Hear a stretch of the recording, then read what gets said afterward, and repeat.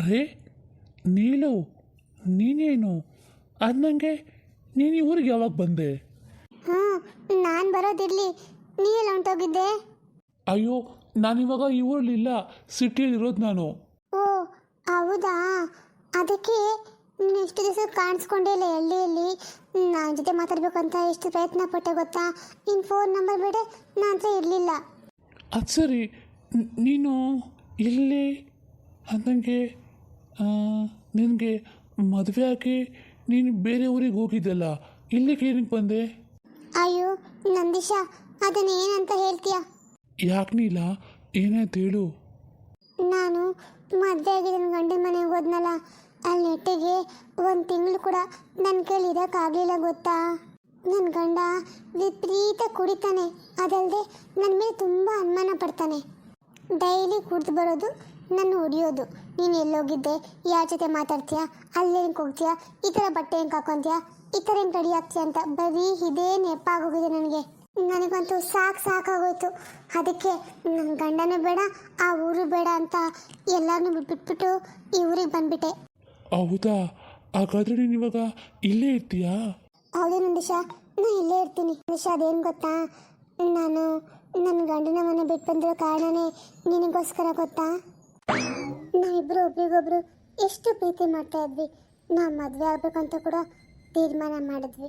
ಆದರೆ ನಮ್ಮಿಬ್ಬರ ಪ್ರೀತಿಗೆ ಈ ಜಾತಿ ಅಡ್ಡ ಬಂದು ಎಲ್ಲ ಕನಸನ್ನು ಹಾಳು ಮಾಡಿಬಿಡ್ತು. ನಾನು ನಮ್ಮ ಅಪ್ಪ ಅಮ್ಮನ ಮಾತಿಗೆ ಬೆಲೆ ಕೊಟ್ಟು ಅವನ್ನ ಮದುವೆ ಮಾಡ್ಕೊಂಡು ಹೋದ್ರೆ, ಆದರೆ ನನ್ನ ಹಣೆ ಬರ ಕೆಟ್ಟಿತ್ತು. ನನಗೆ ಅಲ್ಲೂ ಜೀವನ ಮಾಡೋಕ್ಕಾಗಿಲ್ಲ. ಅದಕ್ಕೆ ಕೊನೆಗೆ ನಾನು ತೀರ್ಮಾನ ಮಾಡೇ ಬಿಟ್ಟೆ. ಆಗಲ್ಲ, ನನಗೆ ಏನು ಜೊತೆ ಜೀವನ ಮಾಡೋಕ್ಕಾಗಲ್ಲ ಅಂತ ಅಂದ್ಕೊಂಡು ಇಲ್ಲಿವರೆಗೂ ಬಂದ್ಬಿಟ್ಟೆ. ನಂದಿಶಾ, ನಾನಿವಾಗ ನಿನ್ನೆ ನಂಬಿದ್ದೀನಿ. ನೀನು ದಯವಿಟ್ಟು ನನ್ನ ಕೈ ಬಿಡಲ್ಲ ತಾನೆ? ಅಯ್ಯೋ ನೀಲ, ನೀನೇನು ಹಿಂಗಂತಿದ್ಯಾ? ನಾನು ಯಾವತ್ತಾದ್ರೂ ನಿಂಗೆ ಮೋಸ ಮಾಡಿದ್ದೀನ? ನೀನೇ ಹತ್ರ ಪುಟ್ಟು ಅವನು ಮದುವೆ ಮಾಡ್ಕೊಂಡು ಹೊಟ್ಟೋಗ್ಬಿಟ್ಟೆ. ನಾನು ಹಿಂಗೆ ಮೊದಲೇ ಹೇಳ್ದೆ ತಾನೆ ನಾನು ಒಪ್ಪಿಸ್ತೀನಿ ಅಂತ. ಅದು ನೀನೇನು ಚಿಂತೆ ಮಾಡೋಕ್ಕೆ ಹೋಗ್ಬಿಡೋನಿಲ್ಲ. ನಿನಗೆ ನಾ ಇದ್ದೀನಿ ಆಯಿತಾ? ತಗೋ, ನನ್ನ ಫೋನ್ ನಂಬರ್ ತೊಗೊಂಡು ನನಗೆ ಯಾವಾಗ ಬೇಕಾದರೂ ಫೋನ್ ಮಾಡು ಆಯಿತಾ? ನಾನು ಬರ್ತೀನಿ. ನಾನು ಸದ್ಯಕ್ಕೆ ಈ ಊರಲ್ಲಿ ಇರೋದಿಲ್ಲ, ಇಲ್ಲಿ ಫ್ರೆಂಡ್ನ ನೋಡಬೇಕಾಗಿತ್ತು, ಅದಕ್ಕೆ ಬಂದಿದ್ದೆ. ನೋಡು, ಆ ದೇವ್ರ ದಯೆ ನನ್ನ ಕಣ್ಣಿಗೆ ನೀನು ಕಂಡೆ.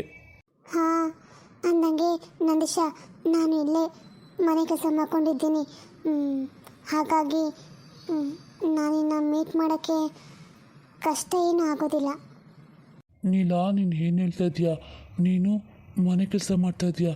ಅಯ್ಯಯ್ಯೋ, ಇರಲಿ ಒಂದು ಸ್ವಲ್ಪ ದಿನ ಕೆಲಸ ಮಾಡ್ತಾಯಿರು, ಆಮೇಲೆ ನನ್ನ ಕರ್ಕೊಂಡೋಗಿ ನಮ್ಮ ಇಟ್ಕೋತೀನಿ, ಸರಿನಾ? ಆಯಿತು, ಹಾಗೆ ಮಾಡಿ ನಂದಿಶಾ. ಸರಿ, ನಾನು ಬರ್ತೀನಿ. ಅಯ್ಯಯ್ಯೋ, ಇದೇನು ಹಿಂಗಾಗೋಯ್ತಲ್ಲ. ಹಾಂ, ಇವಳು ಮತ್ತೆ ಬಂದಿದ್ದಾಳೆ ಅಂದರೆ ನಾನ್ಯಾಕೊಂದು ಕೈ ನೋಡಬಾರ್ದು. ಆದರೆ ಇವಳು ಮದುವೆಗಿದ್ವಿ ಅಂತೆಲ್ಲ ಮಾತಾಡ್ತಾವಳಲ್ಲ, ಇವಳನ್ನ ಹೇಗೆ ನಾನು ಬುಟ್ಟಿಗೆ ಹಾಕ್ಕೊಳ್ಳೋದು? ಬುಟ್ಟಿಗೆ ಹಾಕ್ಕೊಳ್ಳೋದೇನು, ಆಲ್ರೆಡಿ ಬುಟ್ಟಿಗೆ ಬಿದ್ದವಳೆ. ಆದರೆ ನನ್ನ ವಿಷಯ ಏನೂ ಗೊತ್ತಾಗ್ಬಾರ್ದು ಇವಳಿಗೆ, ಆ ರೀತಿ ಮೇಂಟೈನ್ ಮಾಡಬೇಕು. ಇರಲಿ. ಬಾ. ಏನಪ್ಪ ಮಗನೇ, ಇನ್ನೂ ಹೊಲ ಹೊಳ್ಕೊಂಡು ಇಲ್ಲೇ ಇರ್ತೀಯ ಅಥವಾ ಊಟಕ್ಕೆ ಬರೋ ಐಡಿಯಾ ಏನಾಯ್ತಾ? ಹ್ಞೂ ಅಪ್ಪ, ಆಯಿತು, ಇನ್ನೊಂದು ಸಾಲ ಐತೆ, ಅದು ಮುಸ್ಕೊಂಬರ್ತೀನಿ. ಇನ್ನೂ ಬರಲಿ ಊಟ. ತಗೋ ಬರ್ತಾರೆ ಕಣ, ಬಾ.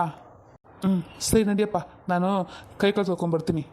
ಎತ್ಕೊಳ್ಳಿ ಕಟ್ಟಾಕ್ಬಿಟ್ಟು ಬಾ, ಅವಾಗ ಮೇವು ಹಾಕ್ಬಿಟ್ಟು ಸ್ವಲ್ಪ. ಸರಿಯಪ್ಪ, ಹಾಗೆ ಮಾಡ್ತೀನಿ, ನಡೀರಿ ನೀವು. ಔಮ್ಮ ಲೋ ಮಗನೇ, ಆ ಎತ್ತ ಕಾಲಲ್ಲಿ ಏನಾಯ್ತು ನೋಡು. ಹೌದಾ, ಏನಪ್ಪ? ಅರೆ, ಏನೋ ಕಾಣಿಸ್ತಾ ಇದೆ, ಇಲ್ಲಿ ನೋಡ್ತೀನಿ. ಅಪ್ಪ ಒಂಚೂರು ಬಾಯಿಲಿ. ಯಾಕೋ, ಏನಾಯಿತು? ಅಪ್ಪ, ನಿಮಗೇನು ಅರ್ಥ ಆಗ್ತಾ ಇಲ್ವಾ? ಅಲ್ಲಿ ನೋಡಿ, ಅಲ್ಲೇನಿದೆ ಗೊತ್ತಾ? ನಿಧಿಯಪ್ಪ, ನಿಧಿ ಇದೆ. ಏನು, ನೀನೇನಂತಿದ್ಯಾ? ಅಲ್ಲಿ ಕಾಣಿಸ್ತಾ ಇರೋದು ಅದು ನಿಧಿನ? ಹೌದು ಅಪ್ಪ, ಇವಾಗೇನು ಮಾಡೋದು? ಸದ್ಯ ಮಾಡಬೇಡ, ಮೊದಲು ಆ ಬೆಂಗೆ ಮೊದಲು ಎತ್ಕೊಳ್ಳೋ ಹೋಗೋಣ ಮನೆಗೆ. ಯಾಕಪ್ಪ ಮನೆಗೆ ಯಾಕೆ? ಮೊದಲು ಹೇಳೋದು ಮಾಡು, ಎತ್ಕೋದೇನ ಮೊದಲು. ಅಲ್ಲ ಅಪ್ಪ, ಅಷ್ಟು ಅರ್ಜೆಂಟಾಗಿ ಏನಕ್ಕೆ ಮನೆಗೆ ಹೋಗೋಣ ನಡಿ ಅಂತ ಹೇಳ್ದೆ ನೀನು ಇವಾಗ? ಹಾಂ, ಮತ್ತೆ ಏನೋ ಮಾಡೋಕ್ಕಾಗುತ್ತೆ? ಅಲ್ಲಿ ಯಾರು ನೋಡ್ಬಿಟ್ರೆ ನಿಧಿನ, ಅದಕ್ಕೆ ಮೊದಲಿನ ತೊಗೊಂಡೋಗಿ ಮನೆ ಇಡೋಣ ಅಂತ ನಡಿ ಅಂತ ಹೇಳಿದೆ. ಇದೇನ್ರಿ ಇಷ್ಟು ಬೇಗ ಇಬ್ರು ಮನೆಗೆ ಬಂದ್ಬಿಟ್ಟಿದ್ದೀರಲ್ಲ? ಅಯ್ಯೋ, ನಾನು ಊಟ ತಗೋಬೋಣ ಅಂತ ರೆಡಿ ಆಗಿದ್ದಪ್ಪ, ನೀವೇ ಬಂದ್ಬಿಟ್ರಾ? ಹೋಗ್ಲಿ ಬನ್ನಿ, ಕೈ ಕಾಲು ತಗೋ ಬನ್ನಿ, ಊಟ ಮಾಡೋದಂತೆ. ಇದೇನು ನಿಮ್ಮ ಕೈಯಲ್ಲಿ? ಅಮ್ಮ, ಇದು ನಿಧಿ ಹೊಲದಲ್ಲಿ ಉಳ್ಬೇಕಾದ್ರೆ ಸಿಕ್ತು. ಏನು ನಿಧಿನಾ? ಹೌದಾ? ಏನು ನಿಧಿನಾ? ನಿಧಿನಾ?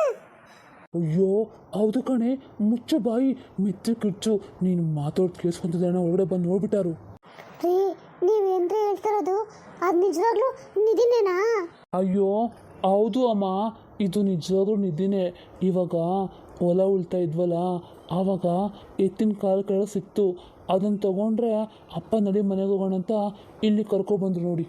ಕಮಲು, ಮೊದಲು ತೊಗೊಂಡೋಗಿದ್ದನ್ನ ಜೋಪಾನ ಒಳಗೆತ್ತಿಡು, ಯಾರ ಕಣ್ಣಿಗೂ ಕಾಣಿಸ್ಬಾರ್ದು. ಅರ್ಥ ಆಯ್ತಾನೆ ಹೇಳ್ತಾರೋದು ನಿನಗೆ? ಹಾಂ ಆಯಿತು, ಕೊಡಿ. ಅಪ್ಪ, ಮೊದಲು ವಿಷಯನ ಪೊಲೀಸರಿಗೆ ಹೇಳಬೇಕು. ಏನೋ ಪೊಲೀಸ್ನವ್ರಿಗ? ಏನಕ್ಕೋ? ಇವಾಗೇನು ಬೇಡ, ಸುಮ್ಮನಿರು. ಅಪ್ಪ, ನೀ ಇದೇನಪ್ಪ ಹೇಳ್ತಾ ಇದೀಯಾ? ಹಾಗೆಲ್ಲ ಇಟ್ಕೊಳ್ಳೋಂಗಿಲ್ಲಪ್ಪ, ಅದು ಗೌರ್ಮೆಂಟ್ ಪ್ರಾಪರ್ಟಿ, ಹಾಗಾಗಿ ಅವ್ರು ಕೊಟ್ಬಿಡಲೇಬೇಕು. ಏನು ಗೌರ್ಮೆಂಟ್ ಅವ್ರದ್ದ? ಅದು ಹೆಂಗಾಗುತ್ತೆ? ಜಾಗ ನಮ್ಮದು, ಹೊಲ ನಮ್ಮದು, ಈಗ ಇರಬೇಕಾದ್ರೆ ದುಡ್ಡು ಕೊಟ್ಟು ತೊಗೊಂಡಿರೋದು ನಾವು. ಹಂಗಿರುವಾಗ ಸರ್ಕಾರಕ್ಕೆ ಹೆಂಗೋ ಸೇರುತ್ತೆ ಅದು? ನೋಡು, ನೀನು ಸದ್ಯಕ್ಕೆ ಯಾರ ಹತ್ರ ಏನೂ ಬಾಯಿ ಬಿಡಕ್ಕೆ ಹೋಗಬೇಡ, ಸುಮ್ಮನಿದ್ಬಿಡು. ಅಪ್ಪ ಹಾಗೆಲ್ಲ ಮಾಡಬಾರ್ದು ಅಪ್ಪ, ತಪ್ಪಾಗುತ್ತೆ. ಒಂದು ವೇಳೆ ನಾವು ಬಳಸೋಕ್ಕೂ ಆಗಲ್ಲ. ಗೊತ್ತಾದ ಸುಮ್ಮನೆ ಮಾನ ಮದಿಲಿ ಹೋಗುತ್ತಪ್ಪ ಊರಲ್ಲಿ. ಹಾಗಾಗಿ ನಾನು ಹೋಗಿ ಅವ್ರಿಗೆ ಹೇಳ್ಬರ್ತೀನಿ ರೀ. ಮನೋಜ, ನಿಂತ್ಕೋ. ಯಾಕಪ್ಪ? ನೋಡು, ನನ್ನ ಮಾತು ಮೀರಿ ನೀನು ಹೋದರೆ ಚೆನ್ನಾಗೋದು ನೋಡ್ಕೊ. ಸದ್ಯಕ್ಕೆ ನೀನೇನು ಮಾತಾಡಬೇಡ. ಇಷ್ಟಕ್ಕೂ ನಿಂಗೆ ವಿಷಯ ಗೊತ್ತೇ ಇಲ್ಲ ಅನ್ಕೋ, ನಮ್ಮ ಮೂಲದಲ್ಲಿ ಏನೂ ಸಿಕ್ಕಿಲ್ಲ, ಆಯಿತಾ? ಹಾಗೆ ಬಿಟ್ಬಿಡೋದನ್ನು. ನೋಡು ಮನುಷ್ಯ, ನಮಗೆ ಸಾಲ ಎಲ್ಲ ಮಾಡಿ ತುಂಬ ಪ್ರಾಬ್ಲಮ್ ಆಗಿದೆ ಕಣೋ. ಯೋಚನೆ ಮಾಡು, ಆ ದೇವರು ನಮಗಾಗಿ ಏನೋ ಒಂದು ಅವಕಾಶ ಕೊಡ್ತಾನೆ. ನಾವು ಅದನ್ನು ಬಳಸ್ಕೊಳ್ದೆ ಸರ್ಕಾರ ಅದು ಇದು ಅಂತ ಅಂದ್ಕೊಂಡಿದ್ರೆ ಹೆಂಗಾಗುತ್ತೆ ಹೇಳು? ಅದಕ್ಕೆ ದಯವಿಟ್ಟು ನೀನು ಯಾರಿಗೂ ಏನು ವಿಷಯ ಹೇಳೋಕ್ಕೋಗ್ಬೇಡ, ಸುಮ್ಮನಿದ್ಬಿಡಪ್ಪ. ಅಪ್ಪ, ಆದ್ರೂ ಇದೆಲ್ಲ ತಪ್ಪು ಅಪ್ಪ. ನಾಳೆ ದಿನ ಯಾರಿಗಾನ ವಿಷಯ ಗೊತ್ತಾಗಿ ಏನು ಮಾಡಲಿ ಇವಾಗ? ನೀವು ಒಪ್ಕೊಳ್ತಾ ಇಲ್ಲ. ನೋಡು, ನಾಳೆ ದಿನ ಅದೇನೇ ಆಗಲಿ ಅದು ನನಗೆ ಬಿಟ್ಟಿದ್ದು, ಆಯಿತಾ? ನೀನು ಇವಾಗ ಸುಮ್ಮನಿದ್ಬಿಡು ಅಷ್ಟೇ. ಸರಿ, ನೀನು ಎತ್ತುಗಳೆಲ್ಲ ಹಂಗೆ ಬಿಟ್ಟು ಬಂದಿದ್ದೀವಿ, ಅದೇನೋ ಹೋಗಿ ಕೆಲಸ ನೋಡೋಕು, ನಾನು ಬರ್ತೀನಿ ನಡಿ. ಏನ್ರಿ, ಆ ನಿಧಿ ಪೂರ್ತಿ ನಮ್ಮೇ ತಾನೇ, ನಾವು ಅದನ್ನು ಬಳಸ್ಕೊಳ್ಬಿಡ್ತೀವಿ ತಾನೇ? ಹಾಗಾದರೆ ನಾನು ಬನ್ನಿರಿ, ನಾವಿಬ್ಬರು ಹೋಗ್ಬಿಟ್ಟು ಒಡವೆ ಅಂಗಡಿಲಿ ನಮಗೇನು ಒಡವೆ ಬೇಕಲ್ಲ ಎಲ್ಲ ತಗೊಬರೋಣ, ಬನ್ನಿರಿ. ಆಯಿತು ಕಮಲು, ಒಂದು ಸ್ವಲ್ಪ ದಿನ ಸುಮ್ಮನಿರು, ಆಮೇಲೆ ನಿನ್ಗೇನು ಬೇಕಲ್ಲ ಎಲ್ಲ ಮಾಡಿಸಿ ಕೊಡ್ತೀನಿ. ನೋಡು, ಅದು ನನಗೆ ನಮಗೆ ನಿಧಿ ಸಿಕ್ಕಿರೋ ವಿಷಯ ಈ ಊರಲ್ಲೇ ಆಗಲಿ ಯಾರಿಗೇ ಆಗಲಿ ನಮ್ಮ 3 ಜನ ಮಧ್ಯೆ ಅಷ್ಟೇ ಇರಬೇಕು, ಯಾರಿಗೂ ವಿಷಯ ಗೊತ್ತಾಗಬಾರ್ದು. ಅದರಲ್ಲೂ ನಿನ್ನ ಸೊಸೆ ತನಗೂ ಗೊತ್ತಾಗಬಾರ್ದು, ಯಾಕೆಂದರೆ ಅವಳ ಬಾಯಲ್ಲಿ ಸುಮ್ಮನಿರಲ್ಲ, ಎಲ್ರಿಗೂ ಬಂದ್ಬಿಡ್ತಾಳೆ. ಹಾಗಾಗಿ ಅವಳಿಗೂ ಸಹ ಈ ವಿಷಯ ಗೊತ್ತಾಗಬಾರ್ದು, ಸರಿನಾ? ಹ್ಞೂ ರೀ, ಆಯಿತಾಯಿತು. ನಾನು ಈ ವಿಷಯ ಯಾರಿಗೂ ಹೇಳಲ್ಲ. ಅಷ್ಟೇ ಅಲ್ಲ, ಅದನ್ನು ಜೋಪಾನಾಗಿ ಬಚ್ಚಿಟ್ಟಿದ್ದೀನಿ, ಯಾರಿಗೆ ಕಣ್ಗೂ ಕಾಣಿಸ್ದಂಗೆ. ಸರಿ, ನಾನು ಹೊಲಕ್ಕೆ ಹೋಗಿ ಬರ್ತೀನಿ. ಅಪ್ಪ, ಹೆಂಗೋ ಆ ದೇವ್ರು ನಮ್ಮ ಕೈ ಕಂಡುಬಿಟ್ಟಿದ್ದಾನೆ. ಹೆಂಗೋ ಇನ್ನು ಮುಂದೆ ನನಗೇನೇನು ಹೊಡೆಯಬೇಕಲ್ಲ ಎಲ್ಲ ಮಾಡಿಸ್ಕೋಬೋದು. ನನ್ನ ಹತ್ರ ಈಗಿದೆ, ಆದರೆ ಅದನ್ನೆಲ್ಲ ಬದಲಾಯಿಸ್ಬಿಡ್ತೀನಿ. ಹಳೆದೆಲ್ಲ ಕೊಟ್ಬಿಟ್ಟು ಹೊಸದು ತಗೊಬಿಡ್ತೀನಿ. ಆವಾಗ ನಾನು ಪ್ರತಿ ಹಬ್ಬಕ್ಕೂ ಒಡವೆ ಮೈ ತುಂಬ ಹಾಕ್ಕೊಂಡು ಊರೆಲ್ಲ ಸುತ್ಬೋದು. ಅಕ್ಕ, ಎಲ್ಲ ಕೆಲಸ ಆಯಿತು, ನಾನು ಸ್ವಲ್ಪ ಮಲ್ಕೊಳ್ತೀನಿ. ಏನು ಮಠ ಮಧ್ಯಾಹ್ನ ಮಲ್ಕೊತೀಯಾ? ಅದೇನೇ ನಿಂದು ಹೊಸ ಅಭ್ಯಾಸ? ಹಾಂ, ಇಲ್ಲ ಅಕ್ಕ, ನನಗೆ ಅಭ್ಯಾಸ ಅಂತೆಲ್ಲ ಏನೂ ಇಲ್ಲ. ಯಾಕೋ ಗೊತ್ತಿಲ್ಲ, ಒಂದೇ ಸಮನೆ ಇಷ್ಟೆಲ್ಲ ಕೆಲಸ ಮಾಡಿದ್ನಲ್ಲ, ಅದು ಅಲ್ಲದೆ ಇವತ್ತು ಯಾಕೋ ಈರಮ್ಮನೂ ಬಂದಿಲ್ಲ. ಹಾಗಾಗಿ ಎಲ್ಲ ಕೆಲಸ ನಾನು ಒಬ್ಬಳೇ ಮಾಡಿದ್ನಲ್ವಕ್ಕ, ತುಂಬ ಸುಸ್ತಾಗ್ತಾಯಿದೆ. ಬಂದಿನ್ನೂ ನೆಟ್ಟಿಗೆ 1 ದಿನ ಆಗಿಲ್ಲ, ಆಗಲೇ ಜಾಸ್ತಿ ಕೆಲಸ ಸುಸ್ತು ಅಂತ ನೆಪ ಹೇಳ್ತಾ ಇದೆಯಾ? ನೋಡಿ ಮಗಳ, ನೀನು ಕರ್ಕೊಬಂದೆ ಅದೇ ಉದ್ದೇಶಕ್ಕೆ, ನಾನು ನೋಡ್ಕೋಬೇಕು ಅಂತ. ಅದನ್ನು ಬಿಟ್ಟು ನೀವು ಮಲ್ಕೊಂಡ್ರೆ ನನಗೇಂದ್ರೆ ಬೇಕಾದರೆ ಯಾರು ಕೊಡ್ತಾರೆ? ಇಲ್ಲ ಅಕ್ಕ, ನಿಮ್ಗೇನು ಬೇಕು ಹೇಳಿ, ಎಲ್ಲ ಕೊಟ್ಟು ಹೋಗ್ತೀನಿ. ಹಂಗಂತ ನಂಗೆ ಏನು ಬೇಕು ಎಲ್ಲ ಒಟ್ಟಿಗೆ ಹೇಳೋಕ್ಕಾಗುತ್ತಾ? ಇವಾಗ ನನಗೆ ಕಾಫಿ ಬೇಕು ಅಂತ ಅನಿಸ್ತಿದೆಯಪ್ಪ, ಆಮೇಲೆ ಜ್ಯೂಸ್ ಬೇಕು ಅಂತ ಅನಿಸ್ಬೋದು. ಹಾಗಂತ ಕಾಫಿ ಜ್ಯೂಸ್ ಎರಡು ಒಟ್ಟಿಗೆ ಕುಡಿಯೋಕ್ಕಾಗುತ್ತಾ? ಇಲ್ಲ ತಾನೇ? ಸರಿ ಅಕ್ಕ, ನಾನೆಲ್ಲ ಅಡುಗೆ ಮನೇಲಿರ್ತೀನಿ, ನಿಮ್ಗೆ ಏನಾದರೂ ಬೇಕಂದರೆ ಕರೀರಿ, ಮಾಡ್ಕೊಬಂದು ಕೊಡ್ತೀನಿ. ಹಂಗ ಬಾ ದಾರಿಗೆ. ಅದು ಸರಿ, ಇವಾಗ ಮಧ್ಯಾಹ್ನ ಕಡ್ದಾಗ ಏನು ಮಾಡಿದ್ದೆ ನೀನು? ಅದು ಅಕ್ಕ, ಬೆಂಡೆಕಾಯಿ ಸಾಂಬಾರು ಮಾಡಿ ರೈಸ್ ಮಾಡಿದ್ದೀನಿ. ಅಯ್ಯೋ, ಅನ್ನ ಮಾಡಿಬಿಟ್ಯಾ? ನಂಗೆ ಯಾಕೋ ಅನ್ನ ತಿನ್ನಬೇಕು ಅಂತ ಅನಿಸ್ತಿಲ್ಲ. ನನಗೆ ಚಪಾತಿ ಬೇಕು ಅನ್ಸುತ್ತೆ. ಚಪಾತಿ ಮಾಡಿಕೊಡ್ತೀಯಾ? ಅಲ್ಲ ಅಕ್ಕ, ಚಪಾತಿ ಇವಾಗ ಮಾಡಿ ಮತ್ತೆ ನೈಟಿಗೆ ಬೇರೆ ಮಾಡಬೇಕಲ್ಲ. ಇವಾಗ ರೈಸ್ ತಿನ್ನಿ, ಸಂಜೆ ಬೇಕಾದರೆ ಮಾಡಿಕೊಡ್ತೀನಿ. ಏನೇ, ನೀ ಇಷ್ಟಪಟ್ಟಿದ್ದು ನಿಂಗೆ ಇಷ್ಟ ಬಂದಿದ್ದು ನಾನು ತಿನ್ನಬೇಕಾ? ನನಗೇನು ಬೇಕೋ ತಿನ್ನೋದು ಬೇಡವಾ? ನೋಡು, ನನಗೆ ಅನ್ನ ಬೇಡ, ಚಪಾತಿ ಬೇಕು ಅಷ್ಟೇ. ಹೋಗು ಮಾಡಿಕೊಡು. ಅಕ್ಕ ನೋಡು, ನಾನು ಹಿಂಗೆ ಹೇಳ್ತೀನಿ ಅಂತ ನೀನು ಬೇಜಾರು ಮಾಡ್ಕೊಬೇಡ.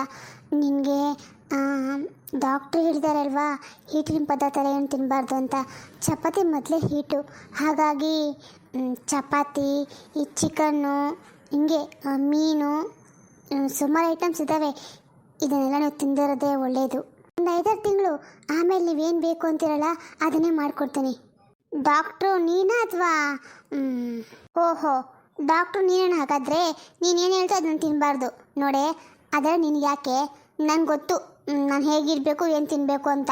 ನೀನು ಹೊಟ್ಟೆಗಚ್ಚಿಗೆ ಏನು ಹೇಳ್ಬೇಡ, ಹೋಗು. ನಾನು ಏನು ಕೇಳ್ತೀನಿ ಅದು ಮಾಡ್ಕೊ ಬಂದ್ಕೊಡು, ಅಷ್ಟೇ ನಿನ್ನ ಕೆಲಸ. ನನಗೆ ಬರೀ ಚಪಾತಿ ಬೇಡ, ಅದಕ್ಕೆ ಮೊಟ್ಟೆ ಪಲ್ಯ ಬೇಕು, ಅದನ್ನು ಮಾಡಿಕೊಡು. ಅಕ್ಕ, ಇವತ್ತು ನೀನು ಮೊಟ್ಟೆ ತಿಂತೀರಾ? ಮೊಟ್ಟೆ ಸಸ್ಯಾಹಾರಿ, ಅದನ್ನು ಯಾವಾಗ ಬೇಕೋ ತಿನ್ಬೋದು. ಹೋಗು, ನೀನು ಹೊಸ ರೂಲ್ಸ್ ಎಲ್ಲ ಮಾಡೋಕ್ಕೆ ಬರಬೇಡ ನಂತರ. ಸರಿ ಅಕ್ಕ, ನಿಮ್ಮೊಬ್ಬರಿಗೆ ಮಾಡಲ ಅಥವಾ ಇವ್ರಿಗೂ ಮಾಡಲ? ಅವರಿಗೂ ಮಾಡು, ಅಂದರೆ ನನಗೆ ನನ್ನ ಗಂಡನಿಗೆ ಮಾಡು. ನಿನಗೆ ಹೆಣ್ಣು ಮಕ್ಕಳು ಬೇಕಾದರೆ ಏನು ಬೇಕಾದ್ರೂ ಮಾಡಿಕೊಡಿ. ಆಯಿತು ಅಕ್ಕ, ನಾನು ಮತ್ತು ನನ್ನ ಮಗಳು ಇವತ್ತು ಮೊಟ್ಟೆ ಗಿಡ ತಿನ್ನೋದಿಲ್ಲ, ಹಾಗಾಗಿ ನಿಮಗಷ್ಟೇ ಮಾಡಿಕೊಡ್ತೀನಿ. ಹಾಂ, ಆಯ್ತಾಯಿತು. ಹೌದು, ನಿನ್ನ ಮಗಳಿವಾಗ ಏನು ಓದ್ತಾವಳೆ? ಈ ಸಾರಿ ಅವಳನ್ನ ಕಾಲೇಜಿಗೆ ಹಾಕಬೇಕು ಅಕ್ಕ. ಅದು ಕಾಲೇಜಿಗೆ ಫೀಸೆಲ್ಲ ಕಟ್ಟಬೇಕು. ನಾನು ಇವ್ರನ್ನ ಕೇಳಿದ್ದೀನಿ, ಇನ್ನೂ ಏನೂ ಮಾತಾಡಿಲ್ಲ ಅದ್ರ ಬಗ್ಗೆ. ಅವ್ರು ಫೀಸ್ ಕೊಟ್ಟರೆ ನಾನು ಕಟ್ಟಿ ಅಡ್ಮಿಷನ್ ಮಾಡಿ ಬರ್ತೀನಿ. ಓ, ಅಂದರೆ ಅವ್ಳಿಗೆ ಎಷ್ಟು ಫೀಸ್ ಕಟ್ಟಬೇಕು? ಇಷ್ಟು ವರ್ಷ ಸ್ಕೂಲ್ ಆಯಿತು, ಇನ್ನು ಮುಂದೆ ಕಾಲೇಜಿಗೆ ಹೋಗ್ತಾಳಲ್ವಾ, ಕಡಿಮೆ ಅಂದು 60,000 ಕಟ್ಟಬೇಕು ಅಕ್ಕ. ಅಮ್ಮ ದೇವ್ರೆ, 60,000! ಅಲ್ಲ ಕಣ್ರೆ, ನೀನು ನಿನ್ನ ಮಗ ಸೇರ್ಕೊಂಡು ನನ್ನ ಗಂಡನ ಮುಗಿಸ್ಬೇಕು ಅಂತ ಇದ್ದೀರಾ ಹೇಗೆ? 60,000! ಪಾಪ ನನ್ನ ಗಂಡ ಎಲ್ಲಿ ತಗೊಬಂದು ಕೊಡಬೇಕು? ಅಯ್ಯೋ, ಇದೊಳ್ಳೆ ಆಯ್ತಲ್ಲ. ಅವ್ರ ಮಗಳಿಗೆ ಅವ್ರು ಕಟ್ಟದೆ ಮತ್ತೆ ಕಟ್ಟಬೇಕು. ಇಷ್ಟು ವರ್ಷ ಅವ್ರದಾನೆ ಕಟ್ಕೊಬಂದಿದ್ದಾರೆ, ಇನ್ನು ಮುಂದೆ ನಾಗೆ ಅವ್ರು ಕಟ್ಟಬೇಕು. ಕಟ್ತಾರೆ ಬಿಡಿ. ಕಟ್ತಾರೆ. ಯಾಕೆ ಬಂದ್ಬಿಡು ಅಮ್ಮಣ್ಣಿ. ನನ್ನ ಗಂಡ ಕಷ್ಟಪಟ್ಟು ನಿನ್ನ ಮಗಳಿಗೆ ಸೇರಿಸ್ಬೇಕು. ಅಕ್ಕ, ಅವಳು ನನ್ನ ಒಬ್ಳಿಗೆ ಮಗಳು ಅಲ್ಲ, ಅವರಿಗೂ ಸಹ ಮಗಳೇ, ಅದು ನಿಮಗೆ ನೆನಪಿರಲಿ. ಸರಿ, ನಾನು ನಿಮ್ಗೋಗಿ ಅಡುಗೆ ಮಾಡ್ಕೊಬರ್ತೀನಿ. ಯಪ್ಪ, ಇವ್ಳನ್ನ ಹೀಗೆ ಬಿಟ್ಟರೆ ಆಗಲ್ಲ, ಏನಾದರೂ ಮಾಡಿ ಸರಿ ಮಾಡ್ತೀನಿ ತಡಿ.